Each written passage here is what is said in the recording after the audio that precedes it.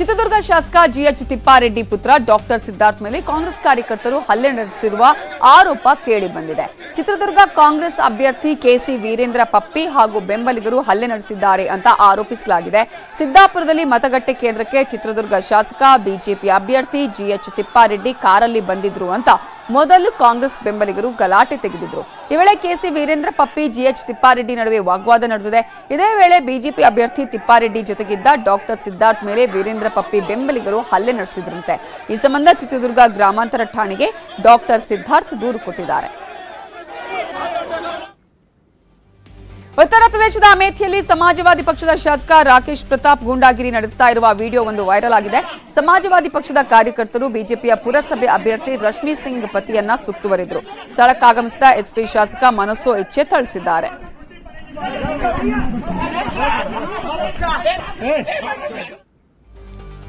America ಅಧ್ಯಕ್ಷ Joe Biden ಪ್ರಧಾನಿ ನರೇಂದ್ರ ಮೋದಿಗೆ ಅಮೆರಿಕದ ಶ್ವೇತಭವನದಲ್ಲಿ ಜೂನ್ 23ರಂದು ಔತಣಕೂಟವನ್ನು ಆಯೋಜಿಸಿದ್ದಾರೆ. ಉಭಯ ದೇಶಗಳ ಉನ್ನತ ಮಟ್ಟದ ರಾಜತಾಂತ್ರಿಕ ಭೇಟಿ ಇದಾಗಲಿದೆ.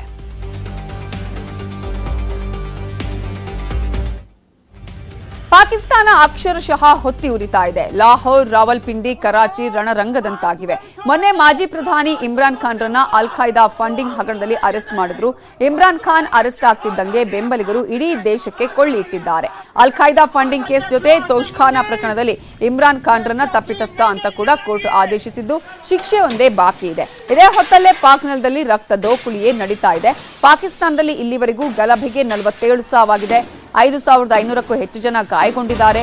ಪಂಜಾಬ್ ಪ್ರಾಂತ್ಯದಲ್ಲಿ 1000ಕ್ಕೂ ಹೆಚ್ಚು ಜನರನ್ನ ಬಂಧಿಸಲಾಗಿದೆ. ಕ್ರೀಡಾಕೂಟಕ್ಕೆ ತೆರಳಿದ್ದ ಭಾರತದ ಕ್ರೀಡಾಪಟುಗಳನ್ನ ಭಾರತ ವಾಪಸ್ ಬರಲು ಸೂಚಿಸಿದೆ.